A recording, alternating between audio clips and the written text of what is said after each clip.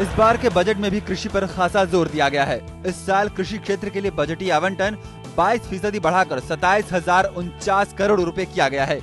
अधिक से अधिक किसानों को कृषि ऋण मुहैया कराने के मकसद से वित्त मंत्री ने इस मद में पिछले वर्ष के 5,75,000 करोड़ रुपए के निर्धारित लक्ष्य को बढ़ाते हुए 7 लाख करोड़ रुपए कर दिया है। इसके अलावा अल्पावधिक फसल ऋण समय पर अदा करने वाले किसानों के लिए 4% की दर पर ऋण प्रदान करने की स्कीम जारी रहेगी।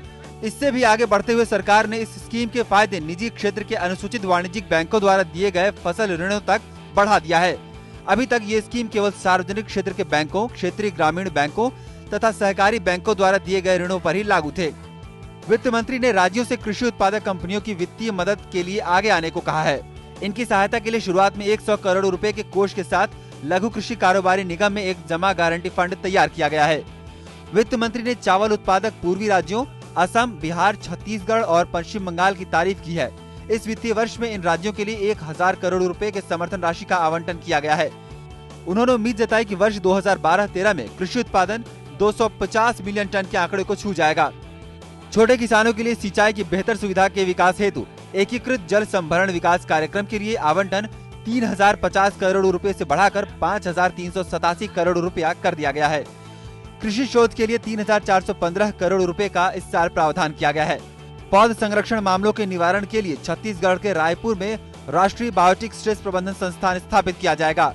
भारतीय कृषि बायोतकनीक संस्थान झारखंड के रांची में स्थापित किया जाएगा। इसके अलावा सूक्ष्म पोषक तत्वों से भरपूर फसलों के उत्पादन के लिए पायलट परियोजना के रूप में न्यूट्री कृषि पर एक प्रायोगिक कार्यक्रम शुरू की जाएगी। निवेश जुटाने तथा उत्पादकता बढ़ाने के लिए 2013-14 में राष्ट्रीय पशुधन मिशन शुरू किया जाएगा। वित्त मंत्री ने खाद्य सुरक्षा के मद में अलग से 10,000 करोड़ रुपए निर्धारित किए हैं। The National Food Security Bill is a promise of the UPA government. I sincerely hope that Parliament will pass the bill as early as possible. Honourable members will be happy to know that I have set apart, over and above the normal provision for food subsidy, I have set apart 10,000 crore rupees towards the incremental cost that is likely under the Act.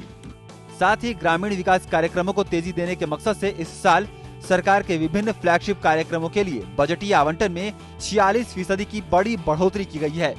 इन कार्यक्रमों में मनरेगा, प्रधानमंत्री ग्रामीण सड़क योजना और इंदिरा आवास जैसी योजनाएं शामिल हैं। Business desk, DD news.